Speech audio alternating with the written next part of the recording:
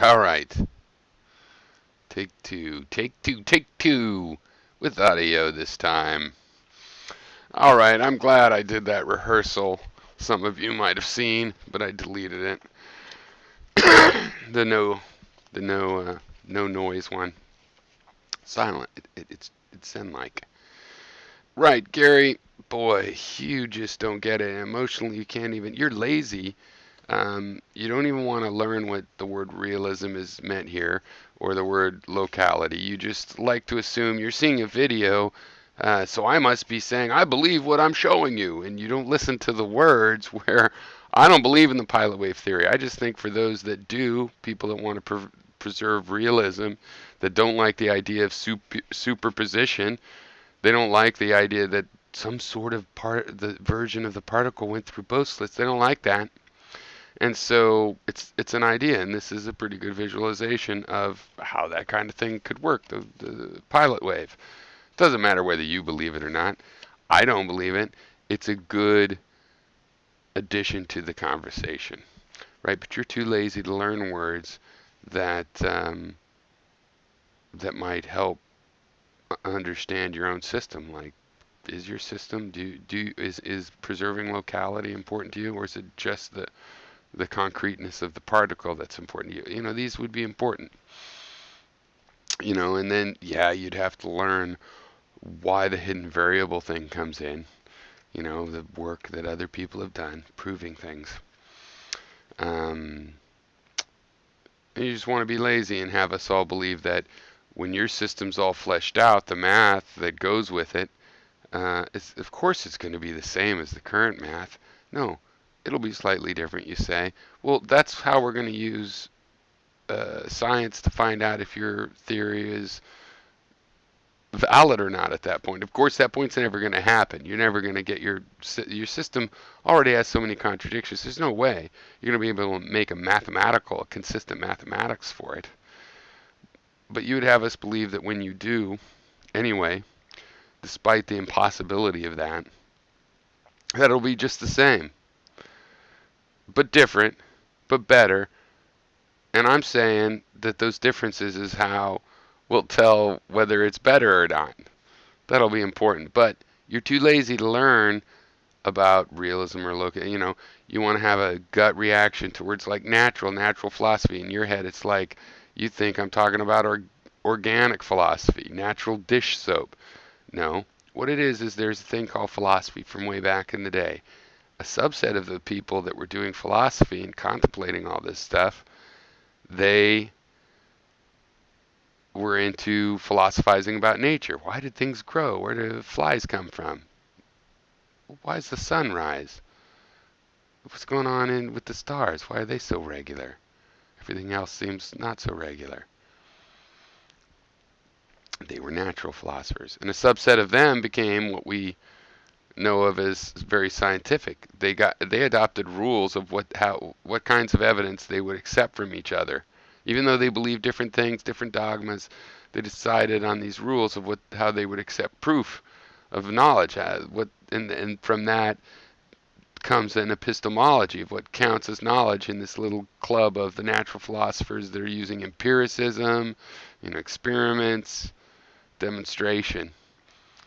And it's not necessary that math is a part of it, but that really helps because the point with these guys is, well, you have to be able to post-dict things. Everything you've already seen, your theory has to, be able to predict things that have already happened.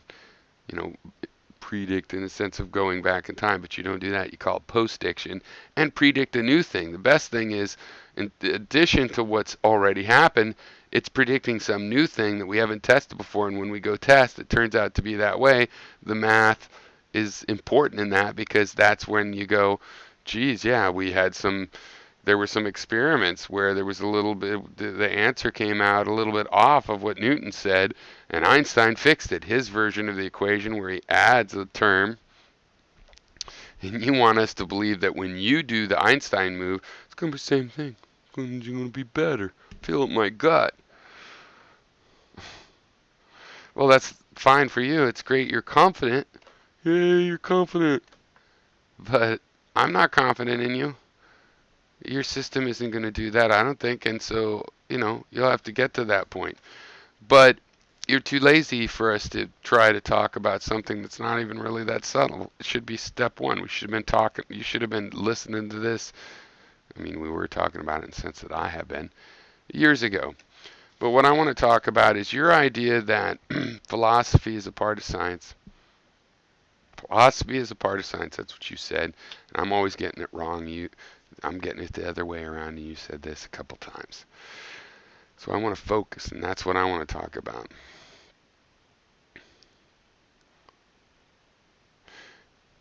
There's two ways to think about that. There's a historical thing, right? Because if the blues came from jazz, that's an argument that blues, is the subset in the child. But there's also an analytic argument of that no, blues just became something separate, or it expanded out and jazz became a part of it. Just analytic, separate from the chronological history. There's no doubt chronologically what I described happened, and that's where scientists came from philosophers. And that there's philosophers that are not scientists comes into play in the analytic side, right? A border collie is a kind of dog. Border collies are therefore a subset of dogs. To be a border collie means you're a dog because you're a subset of dog. Whereas being a dog doesn't mean you're a border collie, it just means maybe, but you could be some other kind of dog. So if philosophy is a subset of science, then you're saying philosophy is science. And since your definition of philosophy and the word natural are so bizarre and unknown and impossible to figure out, since you won't say what they mean, and they obviously don't mean what ordinary language would have them mean, and what technical and historic language would have them mean, what the fuck? It's impossible to know what the fuck you think you're even saying. Okay? Philosophy, not a part of science, right? Now, if science is a part of philosophy, that's something we could discuss. That's rightfully controversial, though I don't think there's a controversy. Science is a kind of philosophy, and that's why you see philosophical practices in science. It's a kind of philosophy that says, look, we're going to limit ourselves to these very strict boundaries of empiricism, prediction, and postdiction, right? There's a way to test whether our theories perform better or worse than whatever theory predated them. We can test that, and then we will follow the theories that do better. And even if they're broken in some sense, they're coming up with better results. That's good enough. Later on, we'll fix their error, and we'll get even better results, and maybe that'll happen forever. Okay, but it is a kind of philosophy because, yeah, you have to apply a model. Applying a model to the world that has more than one model that can be applied to it, that's generally a philosophical practice, even if you're really strict and careful about how you do it, as is the case with science. Okay. So the real question, since you're obviously wrong as the words are normally used and are used in academic history and just in general, that doesn't mean your idea doesn't make some sense. It just means you don't understand the language you're trying to use. You're using words wrong. That is a possibility.